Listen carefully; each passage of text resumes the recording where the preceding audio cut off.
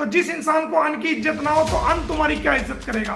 और सुन, 5 लोगों का और भी नाम है। अगर मैं चाहूं तो आपकी मदर का भी नाम ले सकता हूं, आपके भाई का भी उसमें शामिल कर सकता हूं। धर्म परिवर्तन कराने में 10-15 अन्य लोगों के भी नाम है, उनमें बबीता भी हो सकती है। मोमिन मलिक ने जहां से आंधी आ रही है वहां सीना तान के खड़ा हुआ है मोमिन मलिक। जिस रुख को आंधी जा रही है उस रुख में नहीं चला। न बिके हैं, न बिके हैं, न कभी बिकेंगे। न गद्दारी की है, न जानते हैं, न कभी करेंगे। स्टेप है, इसको जेल पुछवाने का स्टेप है।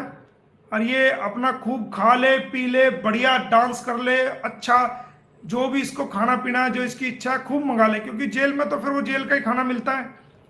फिर अगला इसका जो स्टेप है वो इसको जेल करवाने का स्टेप है। इतने गुलाम हैदर आ जाएगा और फिर इसके बच्चे उसको दिलवा देंगे। ये केस एंड की तरफ चल रहा है। हमने अपना सारा केस अपना फाइनल कर चुके हैं हम, और ये अब रिजल्ट की तरफ केस है। कोई भी कमी हमने नहीं छोड़ी है। आपके आशीर्वाद से, आपकी दुआओं से, आपकी अरदास से और आपके प्यार से हम इस केस को पूरा कंप्लीट कर चुके हैं। और ये आज एक बात और कह रही थी, गुलाम हैदर से पैसे खा रहा है। अरे गुलाम हैदर बेचारा खुद ही परेशान है। गुलाम हैदर को तो तूने लूट लूट के कहीं का नहीं छोड़ा। तो वहां दुनिया भर के लोगों से पैसे लेके आई, वो बेचारा कर्ज उतारने लग रहा है। उसका घर बेच दिया, उसका सारा सामान बेच दिया। जो 3 लाख रुपए उसने एक रिपेयर के लिए भेजे थे वो लेके तू आ गई। उसके घर को 18 लाख का 12 लाख में बेच के आ गई। तो गुलाम हैदर के 4 बच्चों को तू ले आई, 4 बच्चे पैदा करके उसको भगा के भारत में गलत तरीके से ले आई। तो गुलाम को मोमिन मलिक ने नहीं लूटा, गुलाम को तो तूने लूटा है। गुलाम की पीठ में जो छुरा दिया वो तो तूने दिया है। घर को मोमिन मलिक ने कोई बेचा है? घर को तू बेच के आई है। उसके रिपेयर के पैसे मोमिन मलिक ने नहीं खाए हैं, रिपेयर के पैसे तू खाई है। सामान के, गुलाम हैदर के सामान को मोमिन मलिक ने नहीं बेचा है, वो तूने बेचा है। 4 बच्चों को, गुलाम हैदर के 4 बच्चों को मोमिन मलिक नहीं लेकर, गुलाम हैदर के 4 बच्चों को तू इलीगल रूप से भारत में तू किडनैप करके, ट्रैफिकिंग करके तू लेके आई है, सचिन लेके आया है।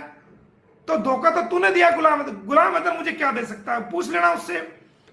जो 54 भी किसी ने दी हो मुझे, और वो मुझे क्या दे सकते हैं यार? एक भारतीय आदमी को बेचारा गरीब पाकिस्तानी क्या दे सकता है बताओ? हमने तो सारा अपने पास से लगाया, और जो हमने लगाया है ये सिर्फ और सिर्फ इंसानियत के लिए लगाया। हमारा कोई सवाल गुलाम हैदर से ना था, ना है, ना होगा, ना हम इस बात को कहेंगे कि भाई इतना पैसा खर्च हुआ है, गुलाम हैदर आप इतना पैसा दे दो। हमें नहीं चाहिए 54। गुलाम हैदर को हम भारतीय उसके बच्चे दिलवा दें, यही हमारी फीस है। सबसे बड़ी फीस हमारी यही है कि गुलाम हैदर के बच्चों को हम उसको सकुशल उसको दे दें, और उसको एक बाप का हक उसको मिल जाए जिसके साथ धोखा हुआ है, फरेब हुआ है, बेवफाई हुआ है, और उसके साथ पीठ में छुरा घोपा गया है। ऐसे बेचारे, ऐसे इंसान को, ऐसे विक्टिम को, ऐसे बेसहारा को, ऐसे बेचारे को जो जुल्म हुआ जिस पर, उसको हम इंसाफ दिला दे, उसके बच्चे दिला दे, यही हमारे लिए सबसे बड़ी फीस है। और जब वो आएगा, जितना उस पर खर्च होगा, उसके रहने का, खाने का, पीने का, गाड़ियों का, उसको भी हम उससे कुछ नहीं लेंगे, वो भी हम अपने पास से इंसानियत के नाते करेंगे।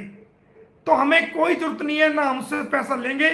और इस बात को कोई हमें मंदिर में बढ़वा लो, कोई हमें मस्जिद में बढ़वा लो, गुरुद्वारे में बढ़वा के कसम करवा लो, या कहीं पे भी हाथ रख के कसम खवा लो, हमने ना आज तक 54 ली है और ना 54 लेंगे। आप तो, मैंने एक बार, मैं खाना खा रहा था, खाना पे मैंने रोटी पे हाथ रख के कसम खाई थी कि मैंने आज तक कोई 54 किसी से नहीं ली। इंसानियत के नाते हम ये केस कर रहे हैं। तो आप तो अन्न की भी बेइज्जती कर रहे हो। एक इंसान अन्न पे हाथ रख के कसम खाई है जिसने, तो इसका मतलब आपको अन्न की भी इज्जत नहीं है। तो जिस इंसान को अन्न की इज्जत ना हो तो अन्न तुम्हारी क्या इज्जत करेगा? तो आने वाले टाइम में तुम्हारे फाके शुरू हो जाएंगे, तुम्हारी गरीबी शुरू हो जाएगी, तुम्हारी गुर्बत शुरू हो जाएगी, और तुम जैसे पहले 1-1 रुपए के लिए मोहताज थे, पैसे के लिए मोहताज थे, उससे भी कहीं गुना ज्यादा तुम पैसे के लिए मोहताज हो जाओगे। एक वक्त की तुम्हें मिलेगी, एक वक्त की नहीं मिलेगी। ऐसा मेरा दिल कह रहा है कि तुम्हारे साथ वो वक्त आने वाला है, क्योंकि तुमने इतनी अंगाई तार दी, इतनी आखिरी तार दी, इतने जुल्म करे, इतने अपना, थोड़ी सी शोहरत तुमसे खपी नहीं। जो तुम्हें शोहरत मिल गई ना, वो शोहरत को तुम खपा नहीं पाए। थोड़ी सी इज्जत जो मिल गई, उस इज्जत को तुम खपा नहीं पाए।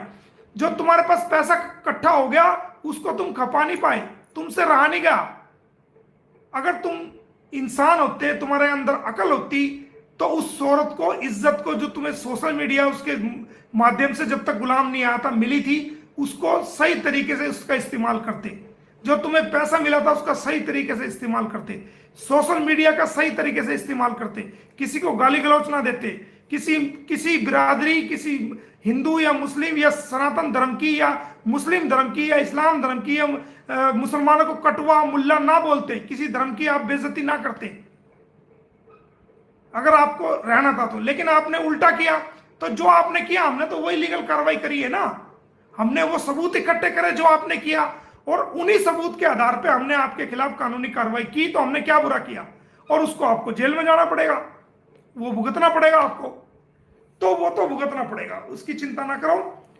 और हम तो अब भी कह रहे हैं कि ये जो मुसीबत आई है ना, अगर नॉर्मल में जो हमने केस डाला था, तो आप भी केस डालना चाहते, आप भी डाल लेते, कोर्ट में आके जवाब देते, आप अपनी गवाही कराते, हम अपनी गवाही कराते।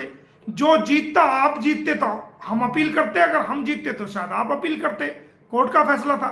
लेकिन जो पर्सनल अटैक कर करके जो आपने अपनी मुसीबत बढ़ाई है ना, इसके आप स्वयं जिम्मेदार हो। इसके लिए मोमिन मलिक जिम्मेदार नहीं है, इसके लिए आप स्वयं जिम्मेदार हो। और जब जेल में जाओगे तो आपको एहसास होगा कि हाँ वाकई इस बात के लिए हम जिम्मेदार हैं। जब आपके बच्चे आपसे लेकर के गुलाम हैदर को दिए जाएंगे, उस वक्त जो दर्द आपको मचेगा पेट में, उस वक्त एहसास होगा कि हाँ इस चीज के लिए हम जिम्मेदार हैं। जब आपके सारे चैनल्स बंद होंगे, जब आपको पता चलेगा कि इस बात के लिए हम स्वयं जिम्मेदार हैं कि हम भारत के नागरिकों को गाली ना देते, हम भारत की बहनों को, बेटियों को गाली ना देते, हम भारत के वकीलों को गाली ना देते, भारत के सनातन धर्म के लोगों को गाली ना देते, मुसलमानों को गाली ना देते, कटवे मुल्ले ना बोलते और गलत ना बोलते और गलत दुष्प्रचार हिंदू मुस्लिम का ना करते और उनके बारे में गलत दुष्प्रचार ना करते, तो शायद आपका चैनल बच जाता। लेकिन आपने ये सब कर करके अपनी मुसीबत को खुद मोल लिया है, उसके आप स्वयं जिम्मेदार हैं। कई बार over acting, over smart, over clever बनना भी नुकसान के लिए, अपने आप के नुकसान के लिए सबसे बड़ी बात है। वो एक कहावत है ना कि ज्यादा सानी 2 बार पोए। एक हमारी हरियाणा में कहावत है कि ज्यादा शानी 2 बार पाए, यानी कि जो ज्यादा शानी होती है ना, चाहे वो ज्यादा साना इंसान हो या कोई भी हो, महिला हो चाहे पुरुष हो, वो अगर ज्यादा साना बनता है उसको 2 बार मेहनत करनी पड़ती है। एक बार बना दी, एक बार दोबारा फिर खाना बनाना पड़ेगा। तो वो हाल आपका है, आपने अपने पैरों में खुद कुल्हाड़ी मारी है।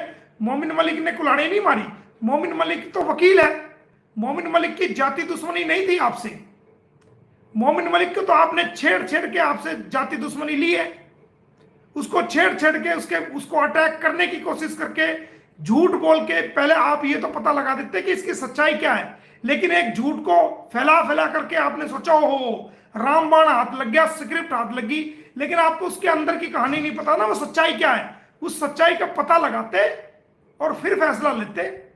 लेकिन आपने आधी अधूरी अनन फानन में जो है वो बकनी शुरू कर दी, तो मुसीबत तो आपने खुद मोल ली, अपने पैरों पर आपने खुद कुल्हाड़ी मारी, तो अब उसको भुगतो। सचिन बेटा औकात में रहे, तेरी चाबी मेरे ही पास है, चिंता मत करे।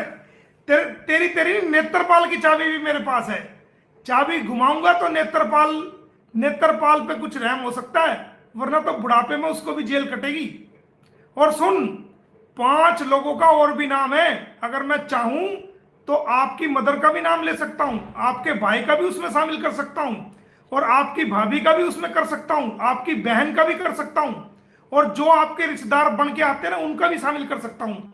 5 लोगों के एक्सेस नाम है केस के अंदर पहले से। 5 अन्य धर्म परिवर्तन कराने में 5 अन्य, और धर्म परिवर्तन कराने में 10-15 अन्य लोगों के भी नाम है। उनमें बबीता भी हो सकती है, उनमें आपकी मां भी हो सकती है, आपकी बहन भी हो सकती है, और आपके का भाई भी हो सकता है, और आपकी भाभी भी हो सकती है, और आपके वो सारे रिश्तेदार हो सकते हैं जो आपके हक में खड़े हैं, और वो पड़ोसी अड़ोसी चाचा ताऊ सारे लपेट सकता हूं उसमें मैं।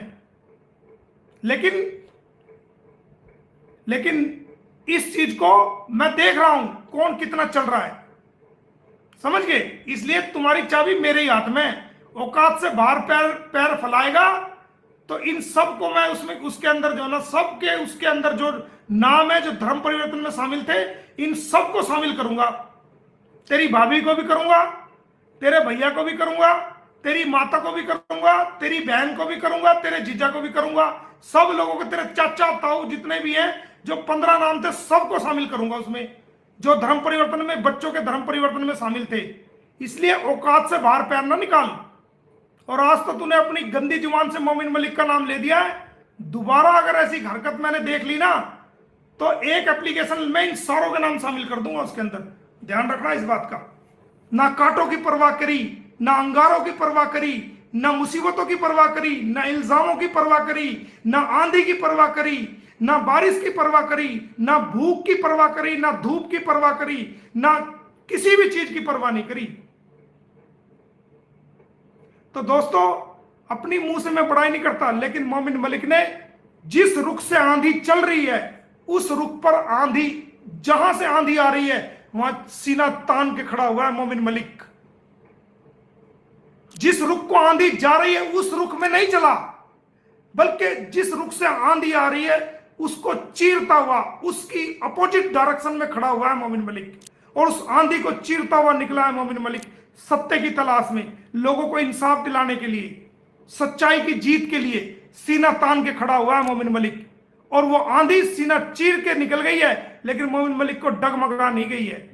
नोटों की चमक ने मोमिन मलिक को डगमगाया नहीं है, लालच ने डगमगाया नहीं है,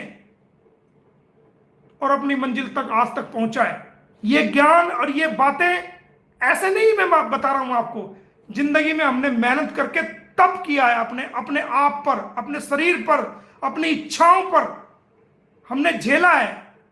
हमने दुश्मनों को भी झेला है, हमने कांटों को भी झेला है, हमने अंगारों को भी झेला है, हमने धूप की तपिश को भी झेला है, हमने आंधियों की थपेड़ को भी झेला है, सूरज की गर्मी को भी झेला है, लेकिन सच्चाई को छोड़ा नहीं है। ना बिके हैं, ना बिके हैं, ना कभी